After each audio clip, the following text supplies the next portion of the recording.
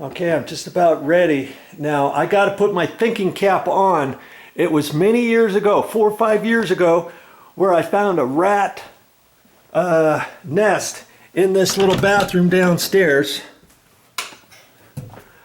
And it was in that exhaust fan there.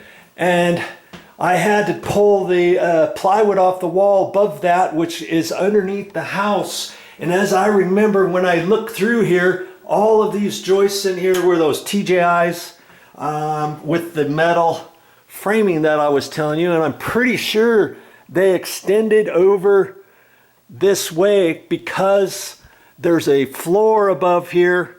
And I think that's just how they did it, because if they ran regular wood TJIs and if they were going across this way, once I cut a hole there, I'm not going to be able to fish my wire from here over to here, right? And I don't think that's the case. Now I could get up there, but then I'd have to go up through this little air conditioning chase area, this was called, and there's a crawl hole here.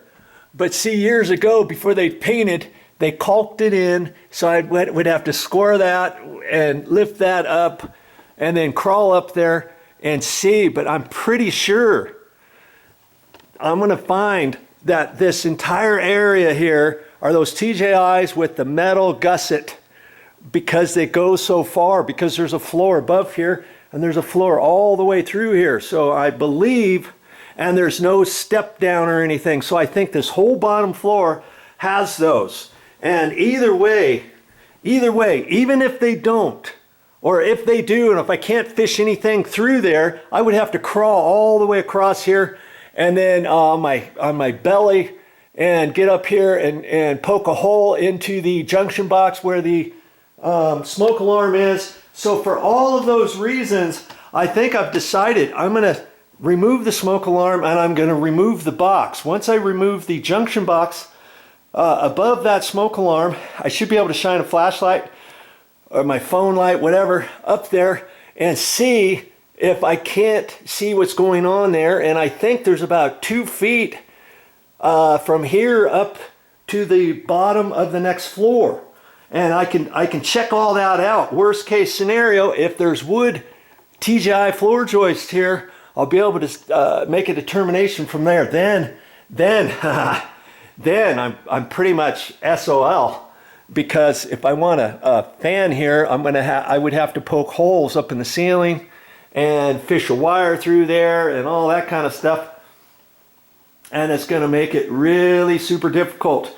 But first things first, I've made the determination, before I cut this hole over here, I'm going to remove the smoke alarm and remove the junction box. So I'm going to show you how to do that next. And if you notice, there's no light on there. That there used to be a green light there, and I looked at this other smoke alarms, and I found the right breaker in the electrical panel.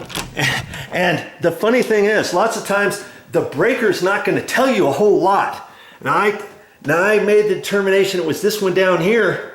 And when you look at all this, usually you have a panel schedule over here, and that says guest room. It doesn't say anything about smoke alarms or anything like that. And I would have thought that would have been on a light circuit or something like that. I did notice it's on a 15 amp circuit, which tells me that's 14 gauge wire, 14.2, and I happen to have half a roll of 14.2 wire. And even if that, and so that tells me that's the right type of wire. I could install the wire. See, this was 14.2, and I got a 250-foot roll because I did some work underneath the house. Ran some light fixtures and all that. Of course, I got all that on my YouTube channel. Go to my YouTube channel page, main page, click on playlist, scroll down to electrical, and it will be all in there.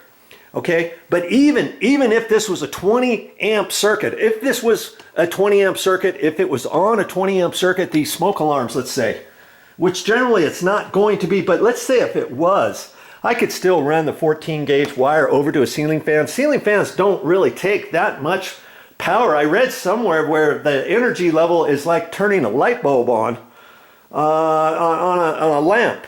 You know, the motors are very, you don't need a whole lot of power for those. I wouldn't be overloading the circuit or anything like that, but because it's 15 amp, that's good. And I've got the 14 gauge wire. 14 gauge wires for 15 amp circuits. 20 gauge wire or 12-2 wire, which is bigger size. That would be for 20 amp circuits. Okay, so I've got the breaker off.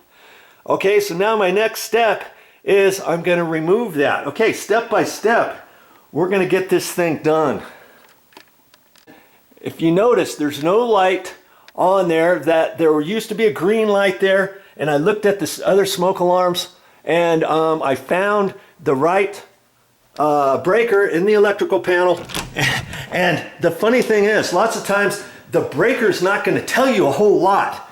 Now I made the determination it was this one down here.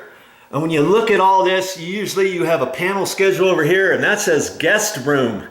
It doesn't say anything about smoke alarms or anything like that. And I would have thought that would have been on a light circuit or something like that. I did notice it's on a 15 amp circuit.